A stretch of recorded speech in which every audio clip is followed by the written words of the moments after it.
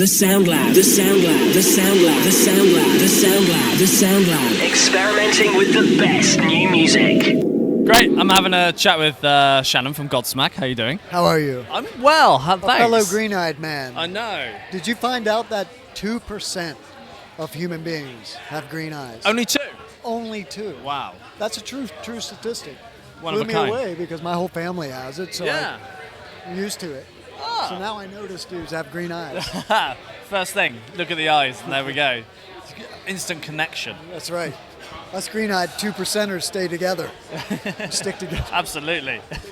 You're here at Download. Yes. How's your day been so far? Man, what a crowd. And we played here like 3 years ago. Yeah. And we were on the side stage and had a later slot, you know, because it's odd, I'll admit, going on at 2:30 in the afternoon. I was like, I don't even know if my body's going to play like that. But, but they assured us, no, don't worry. It's a good move to go to the main stage and play earlier. Everybody will be there. I walked out there and I was like, holy crap, there it is. There they are. And everybody was energetic and it was amazing, man. Good. And you even had a drum off. Yeah. How was your drum off? You won. I won. Good. Yeah. I think he'll have something to say about that, won't he? Yeah.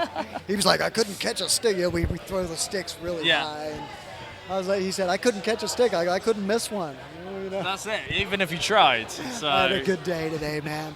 And it was all because of that crowd and because we've been touring across Europe. Yeah. Like, I mean, we started in Russia, Ukraine. You know, we're playing over there. And by the time we got to England, and I'm American, you know, but coming into England, it felt like I was coming home after all those Eastern countries. And I was like, wow, I'm back in England.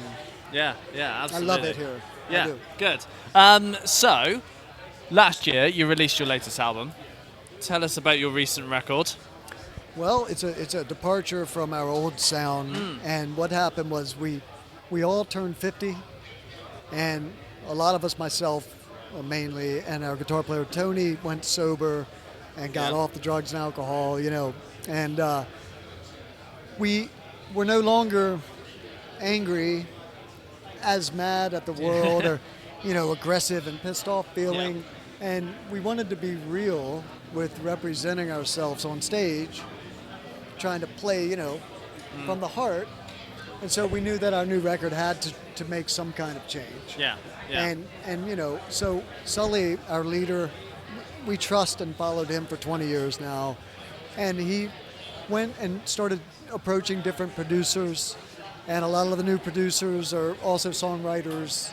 And so for the first time, we had outside producers and songwriters helping us craft something that we felt would be more mature, you know, and less, so that we could, again, it all comes back to us getting on stage. You know, we don't want to go on stage and act like we're, you know, still young and pissed off. We're not, man. We got families, we're happy. So, but with that said, we wanted to try and keep the toughness of being a hard rock band, you know. And of course, all the lyrics became more about rebirth than about death and killing. Yeah, absolutely. And where are you at now with writing new stuff? Are you kind of pushed it to the side for now, or are you? Yeah, you know, we're not a band that writes on tour. Yeah. It's just, we try. And for some reason, like me personally, I put so much of my energy into the hour and a half, hour and 45, or today, 45 minutes. Yeah. So I didn't even break a sweat, man. But I put so much into that during the day on tour, when Sully comes, hey man, let's write a song. Yeah. I just don't have the energy, and I just can't focus. Yeah. And we're not a band also that is on some kind of chain in which we play the same set every night, and we play the click tracks or tapes running while we're playing. That didn't happen. And there's only 2 songs, and they're new songs that we run tape on for like background vocals. But there's never any guitars or any weird stuff. Nothing against bands that do that. I'm just saying we're old school. And so, you know, with that said, you know, it's all about me trying to remember everything that I have to do that night, let alone trying to remember a new song we wrote that day that has 100 different arrangement, you know. So, no, we're not writing any new music yet. But you might? But what happens with us is it's piecemeal. Yeah. So there's riffs. And when riffs happen, then you just take your iPhone and you get your guitar out and Yeah. record that riff. And then so at the end of a tour, then we'll have 50 of those. So that's when we sit down as the four of us. Say, all right, what do you got? And then we'll bust out our riffs, you Yeah, know? yeah. And as soon as a great riff, badass riff happens, then I'll hit a beat, and then Yeah. next thing you know, it's a jam. And that's how it all happens. Good. Excellent. So once you finish here this weekend, what's the plan for you guys next? Well, we get back to America and have 6-day break. We've been gone Nice. since Christmas. Yeah. And but we get a 6-day break when we get home, and then we fly to Vegas, and we're gonna play a UFC event in which John Jones is fighting as the headliner, and we get to see the fight, by the way. Good. And then we're playing a concert for UFC in Las Vegas. That kicks off another tour that will only be about till mid-August. Yeah. And then mid-August we get a 6-week proper break. But Good. we play some shows, though, festivals in between. Yeah. Yeah. But we're going to get 6 weeks home finally. Then we go back out in America with Hailstorm, Yep. and that's going to go probably until the fall, the end of the fall.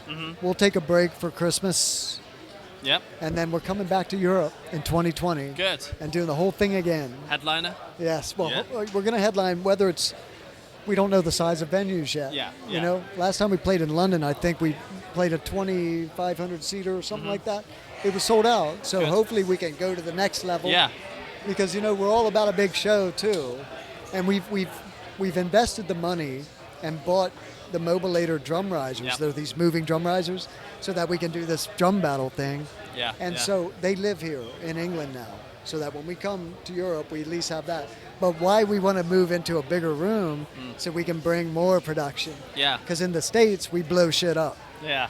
You know, the pyro and You want to do that. we grew up seeing Yeah. like Maiden and Priest and Kiss, and they Yeah. always had the, you know, and so we love doing that. So we want to bring that to Europe. Good. I'm sure you can. I'm sure you can. Yeah, I hope so. Good. Yeah. Buy a absolutely. record, you know. And you've got support.